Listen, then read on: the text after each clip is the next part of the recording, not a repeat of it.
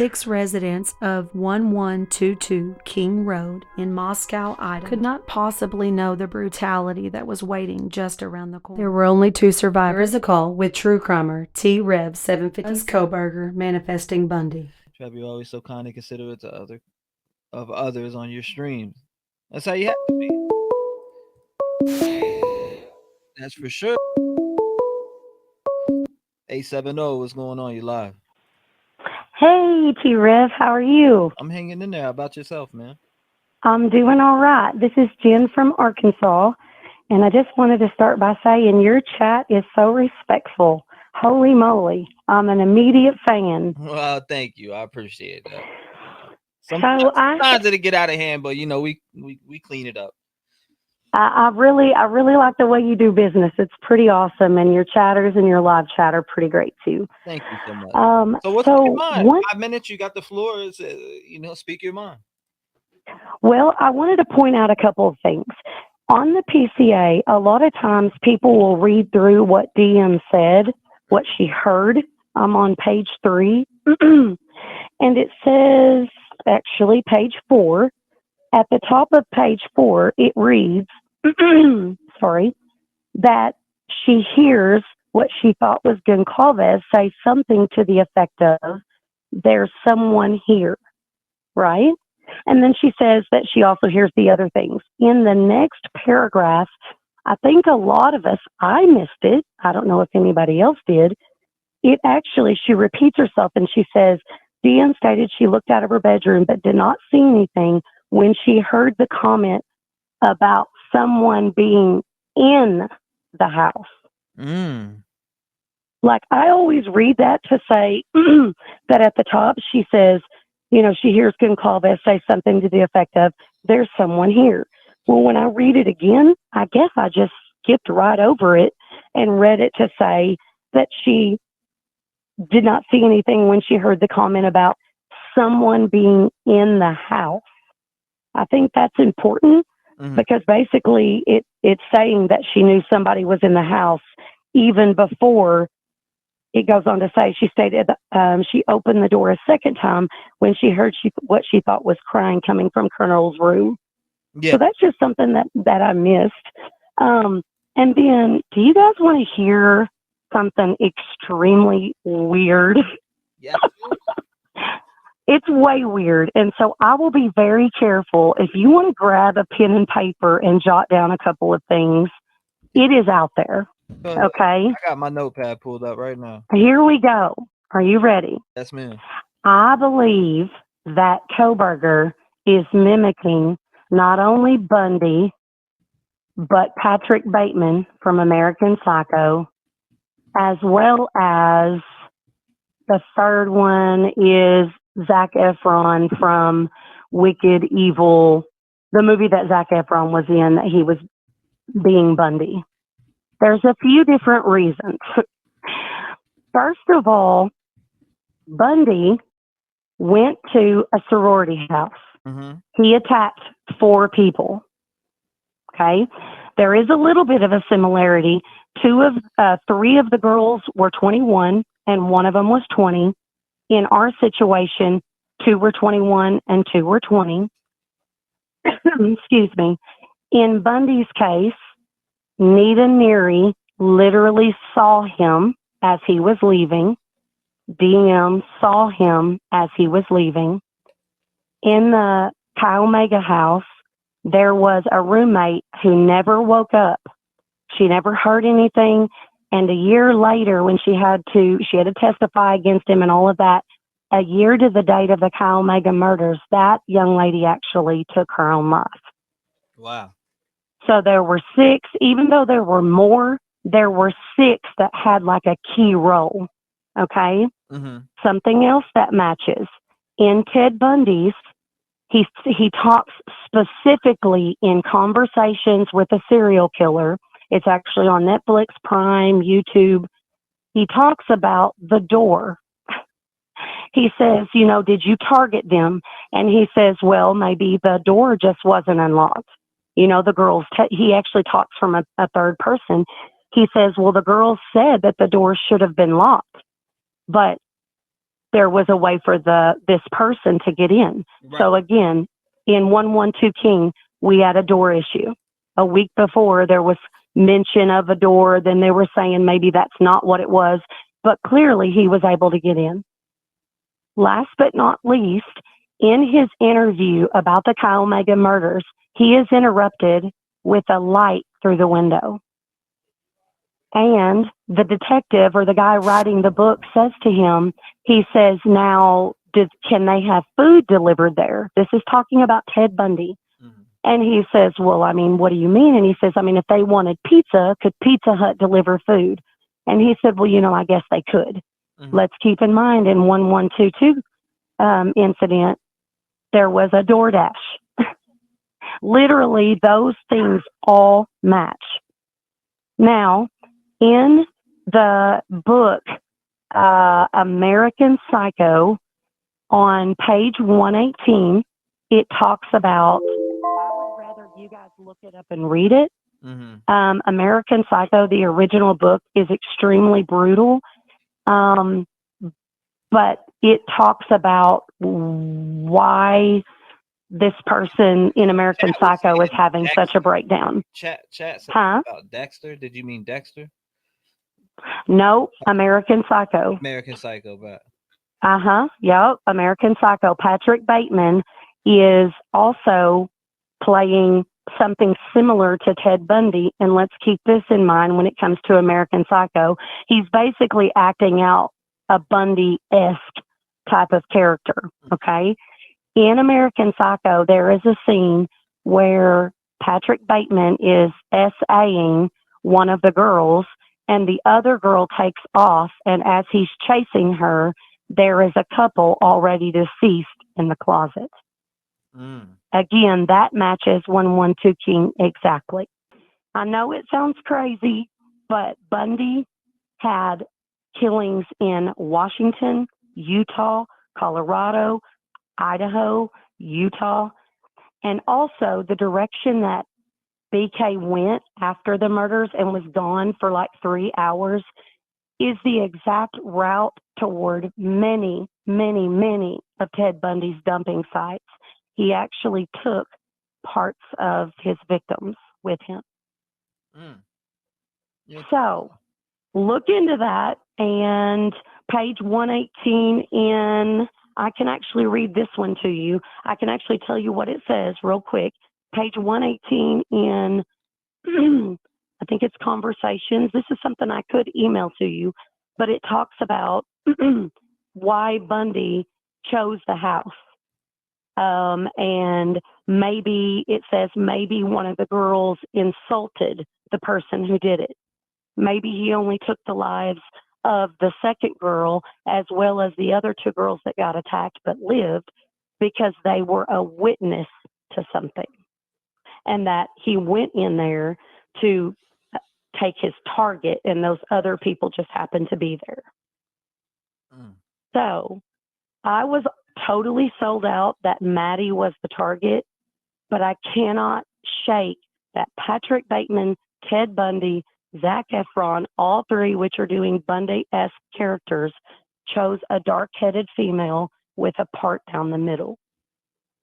And they say that all of their killings from then on represented that ex-girlfriend. Also, another thing I wanted to tell you guys about is don't forget to go back. I want to say it's the New York Post or the New York Times. Mm-hmm. They do a full story back in December of all of the people that knew Kohberger, that knew him as a friend. Y'all, he had 2 different friends in 2018 that died of an overdose. Mm-hmm. He helped save somebody when he was a security guard at that school. Now, Ted Bundy also helped save somebody. And I just can't get it out of my mind. Like, what if they really dug in there and he was still doing heroin with these people and it wasn't an accident? Like, what if he has many more? Like the couple of last year of 2021 that died at 3 o'clock. They attacked them at 3 o'clock.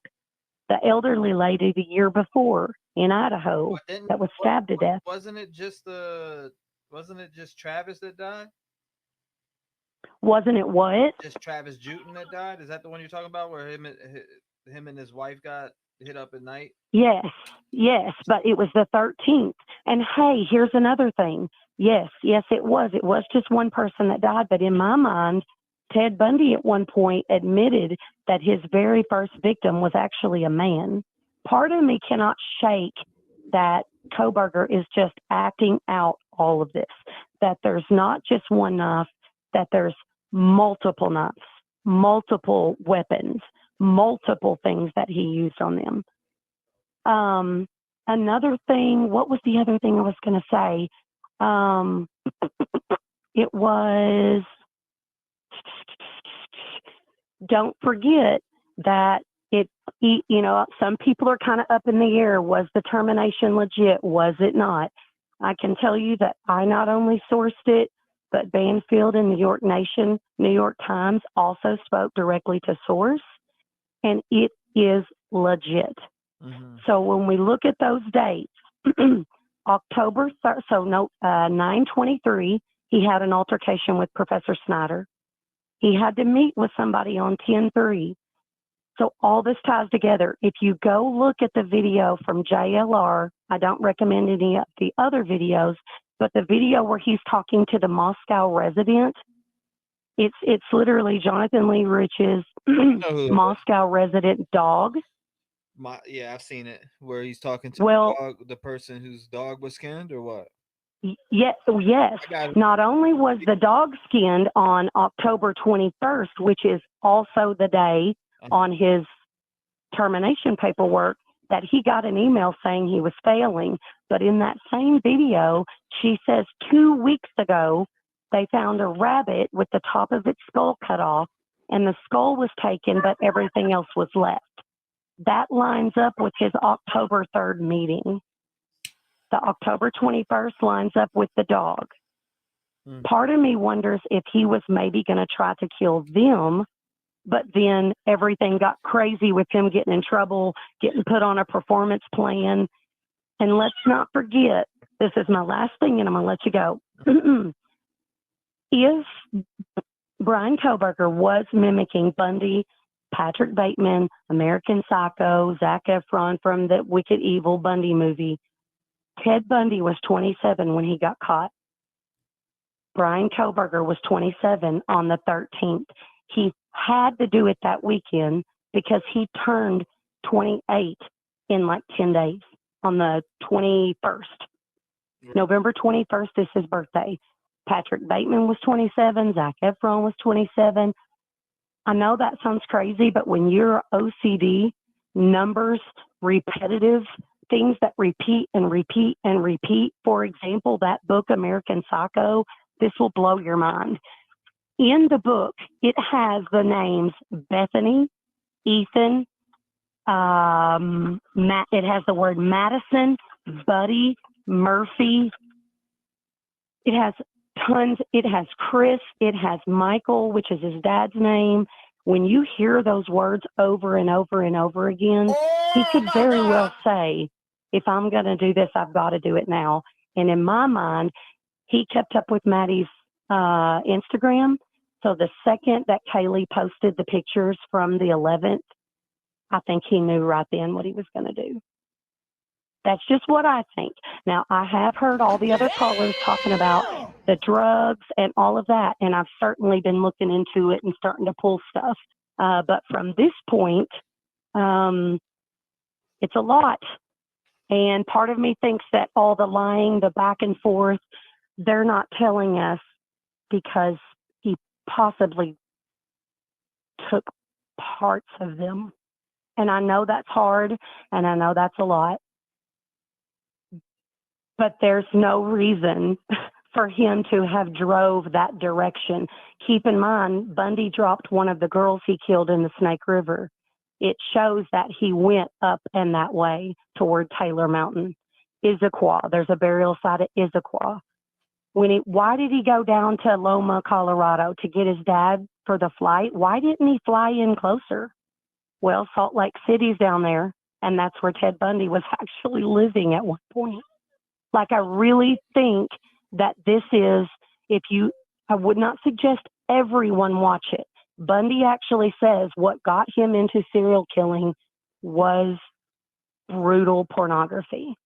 And I would not suggest anyone read the book American Psycho. It is beyond brutal. It was banned in many countries and the US for a very long time. But page 118 on there, it's got information, page 118 in Conversations with a Serial Killer. There's 118 in what's the guy, Elliot Rogers' manifesto. Page 118 is talking about he can't have the day of reconciliation because of sex. He can't have sex, so that's why he's doing it. I think Kohberger has killed before as early as maybe 14. That's around the time that his mother was writing letters. If you dive into that thing I was telling you about where his friends and family are talking, he actually had to leave the law enforcement program that he was in school at that time, but they couldn't go into detail about why. And then right before he graduated, he went home to finish out the year. Like, I think there was a lot of behavior problems that we don't know about that are going to surface. So that's what I think. That's a lot of shit. I want you to email me everything that you were just talking about, as far as like, if you like the part that I'm really interested in is all the names and the players, the way that you mentioned them and broke them down. If you can send that to me broken down, so I can individually go and find that myself. Yeah. You know what I'm saying? Because I want to see that, because that's very... You want to see it, yeah. And like I said, I've been trying to put a theory video together for probably 2 weeks now, but it's just so heavy. And I have sons, and I want to be careful talking about that book. You know, it's really rough. And literally, Bundy says that's why he got into it. Another thing that I thought was so crazy is in 1122 King, at the end, there's crying and a thud. Mm-hmm. In Bundy's case, after he attacked the 4, he went 8 blocks away and climbed into this woman's window and assaulted her. And because the neighbor heard screaming and a thud, he got away and the woman lived. I just am like, what? The last one that was actually assaulted that night, there was a thud. It's almost like he made sure all that was there. And then part of me, I don't know why, part of me thinks that Ethan and Xana were already gone. Even though they've said this, and this, part of me thinks Ethan and Xana were already gone, whether they were gone before they got home or once they got home. Then Kaylee and Maddie came in and caught him in the act, or he hid until they were in their rooms. I don't necessarily put a lot of weight in that car. I just don't. I still have questions about the 4 kids walking by in the body camera down at the field.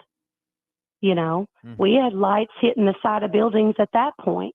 Part of me wonders if in my gut, I don't feel like there were more. Damn. But part of me wonders if there wasn't already somebody that roughed them up or tried to get their fun time stuff and maybe messed up and hurt them. And so maybe he came, I don't know.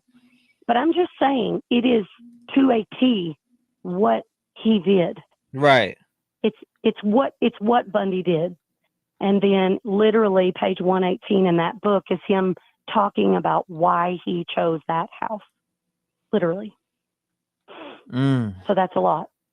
Okay. Yeah, that is a lot. Sorry, I put it all out there. That's to break down, though, with all the names and everything and adding up the way you say. I want to go see it for myself, you know? Yeah. And absolutely. I will definitely put it out there, but I'm going to tell you, this is how much I believe it. I believe it so much that I tried to call both the prosecutor and the defense attorney because, you know, the FBI doesn't call you back ever. No, they don't. They never even let me know about that. They never let me know about the freaking the call. They let me know that they got it, but they never, you know what I mean? We're like, Right, it's fucking irrelevant. yeah. I've gotten answers back that said that this doesn't pertain to the case of stuff that I've reported before. But now they're not doing it at all. Right. I really think that, I called and told them, I'm just throwing it out there. He probably isn't mimicking Bundy, but let's not forget that Bundy escaped twice. Once from the courtroom and once from his cell. He literally climbed up through the ventilation shaft. And the lady was a sergeant. She said, thank you so much for calling. I can tell you he is not going anywhere, and thank you. We know. So for her to say we know, like, okay. So I'm just saying, I think that there might be bones or body parts or whatever. Ted Bundy went back to one of the sites at one point and got so close he was able to pick up the earrings and a shoe while the cops were like on the other side of the field. Right. And Ted was notorious for going back to the scene. He was also notorious for consuming skin and stuff. Now, and that's that going back to the scene. I want to say that kind of looked like his vehicle that was in the back. There that one news scene where yes, guy was standing out front, and then in the back, I forget if it was named Walenta, that back street. I think it's Walenta. I could be wrong, but that back street. You look back there and you see a white looking Elantra drive by. It looks like an Elantra. Absolutely. Now, could I be wrong? I do. But it does look like a white Elantra that drives by. Right. I absolutely do think that. Another thing that I have an issue with, we got to go because you got so many calls. You know how it says that. I know, but you were breaking. You did some deep ass research, and I was in. That's interesting. And just hearing later, even during the day and stuff, I raise my grandbaby. So if you ever want to get on live and I can show you the PCA and stuff that I'm talking about. Yeah. But this is so important. You know how Dylan said that here we go.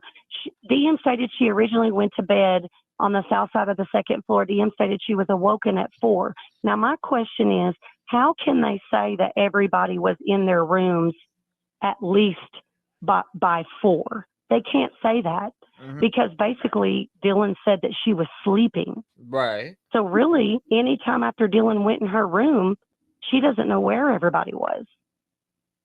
Yeah. So the big part about the second paragraph on page 4 actually says about someone being in the house, which it's a party house. It's okay. Hey, again, I can put this in there, but to anybody listening that's weird like me and just goes and goes, when DM says that she thought she heard someone say, it's okay, I'm going to help you. Keep in mind, Brian Koberger has an uncle named Randall Koberger. I can send you the link, Rev. So his uncle had a near-death experience, and he talks about, literally, it's like a 15-minute video, and it is for sure Brian's uncle, no doubt. He talks about how he thought he was coming back for his twin brother, but then when he got back, he noticed there was darkness in his family. And even like a week before the murders, he says something to the effect of he tried, but that person was just too locked in there or whatever. So part of me wonders if the it's okay, I'm going to help you was almost like a mercy killing. Like he was going in and out of Bundy and, kind of experiencing his uncle's near-death experience. Or if that was Ethan, who just wasn't passed yet, who was just trying to get to her. It could be, Yeah, that's wild. So, that's it. Somebody walked into, or Ethan's best friend allegedly walked in, felt through poles. I've heard all types of different shit. You won't stop hearing. Right. But it was Ethan.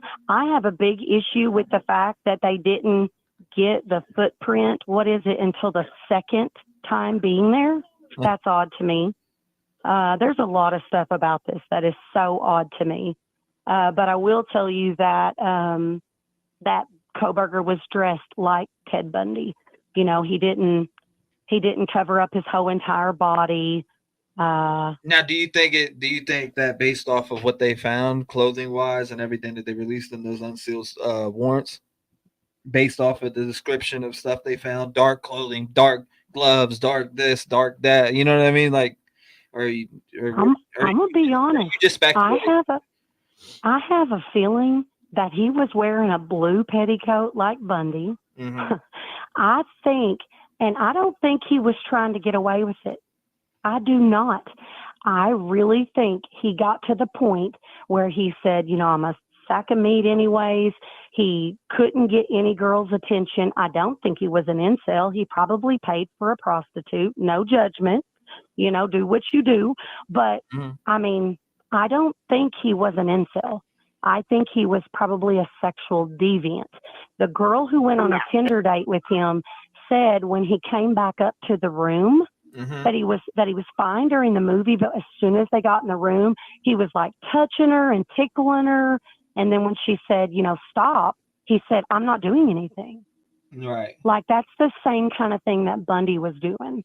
And then he followed her to the bathroom in the hallway. Like, I think he literally was trying to drive erratic on the 15th and I think he wanted to get pulled over on purpose. I'm being so serious right now. When Ted Bundy was caught, he had ran a stop sign and was driving erratic, and a cop stopped him, and he arrested him. And that was when he was finally off the street. Right. Part of me wonders if Kohberger was not trying to bring himself down to the smallest area with the least amount of people, with the most expected outcome every morning when he woke up, and that's jail. Mm-hmm. I don't think he was trying to get away with it. I think he left the sheath on purpose.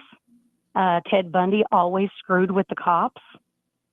I think Brian Kohberger was probably responsible for a lot of those loud noise calls because all he had to do was sit outside Rev and watch that the cops weren't going to do anything.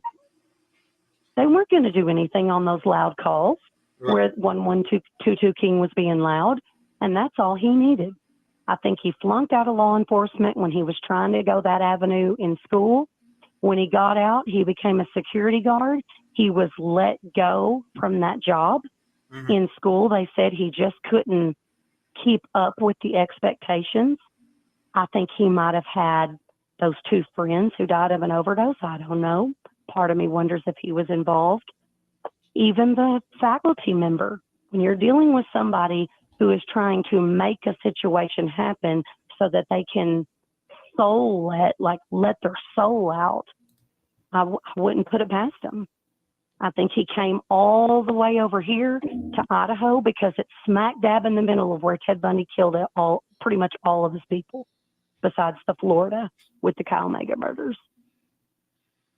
A ton of them are right there in that Tri-City with Utah. It's his childhood home is 5 hours from where Kohberger was at. Mm-hmm. So yeah, I'll put some stuff together, but I think if we don't look at that and we don't consider that there's a lot of things if you send that to me in a little bit, I'm gonna go back and find like the shows and everything. I'm gonna go back and watch every single one of them. I'll throw links on there and everything for you. Thank you so much for letting me talk. At the end of the day, these families cannot have justice. Justice is them being here. Absolutely. But they can certainly have a lot of good, hard working, good people use their heart and not just their mind. There was a lot of this that really made me feel very uncomfortable. Yep. And I think as women, probably the women in the chat would agree, even the men, but the women in the chat would probably agree that it's your greatest fear. Your greatest fear is that someone comes in and you can't stop it. Yeah. So, yeah. So there we go. That's what I think. I think that there's body parts somewhere. I think that he bit at least one of them. I think maybe Ethan and Xana were passed ahead of time. That's why they kept saying the 5-hour missing time frame. But then all of a sudden in the PCA, Bethany says that she saw him up till 1:45. That's all of that is too weird. It's too much. I think they're lying to cover up that he's a serial killer. I mean, can you imagine the uproar in Moscow and Pullman after all of that? You're fine. It was targeted. And they're finding bodies. I mean, that would be bad. That would be real bad. So, yeah, I'll send you all that. Thank you for letting me talk. Absolutely. I appreciate you having a voice in the community. And shit, send me that. I'm gonna have to watch it when I get off here tonight. I'm gonna have to go relax and watch that shit because the names and everything adding up, that's interesting. Because if it all adds up in those names, there's no way that, you know, I mean, he was already surveys out wanting to know what criminals thought, you know, before and after crimes and shit like that. So that would even blow me away at the slightest if he, you know, was taken. Oh my gosh, there's one more thing. In the Ted Bundy murders at the Chi Omega, the cops say they were just finishing up a frat fight at the fraternity. And at 1122 King, remember, there was a call at that 3 a.m. time for something involving the students. It's what ended them up in that field, right? Or at Sigma Chi, I'm not sure. But there was something that was involved. Remember at the very beginning, we were like, was it a call to the Sigma Chi? Was it a call to the field? Do you remember that? Yeah, no, I remember that. Yeah, definitely. So that's another correlation. Yeah. Okay. Well, you guys have a blessed night. And before you close your eyes tonight, send out love and prayers to each one of those families and friends and the students. I don't know that the students will ever be the same, the ones who saw it, or the service workers, or the cops, or any of them. The jury will never be the same. But I won't be shocked if Brian Kohberger fires Ann because Ted Bundy represented himself. And I just watched a video tonight from Bed Crime Stories where she's talking about the Daily Mail reported that he's obsessed with watching when he gets TV time. All he wants to do is watch his case. He just watches him over and over and over again. Right. So it wouldn't shock me if he up and fired her and tried to run his own case. He's probably watching. That's what Ted did. I would think he's watching everything that he could possibly watch while he's locked up too. Well, you know, he's probably watching you, especially since he called you. Well, I don't know. Can they watch YouTube in there? I don't know. I don't know. You never know. Watching news coverage on himself. I mean, I've already heard. Right. I mean, that doesn't surprise. Well, listen, you guys take care, and I've got 3 or 4 notebooks just absolutely filled with stuff, so I'm not sure how I'll send it to you, but I could at least send you links at a bare minimum. Yeah. The links and tell you, hey, about this time, look at this, and hopefully by the end of the week I'll have a video put out with just the facts and not details, because it's bad, very bad. What he did to the girl, the main target, what he did to her is horrific. And so part of me says, it's not that he didn't call that a sex crime, but he used another object and then also like bit her chest and stuff. Right. And like pulled it off. So we're talking like, I expect that might be what they see when they start talking about this. It might be way more than anybody even can imagine. So. Well, thank you for calling, and I appreciate you having a voice in the community. And send that shit to my email because I sure will. I want to check out, like movie wise and everything that you broke down because that's the part that I'm very interested in checking out. You got it. I'll send it. Thank you so much. I appreciate you calling. Okay. God bless you, man. All right. Take care. You too. Bye-bye. Shout out to her, man. God bless you. Thanks, Red.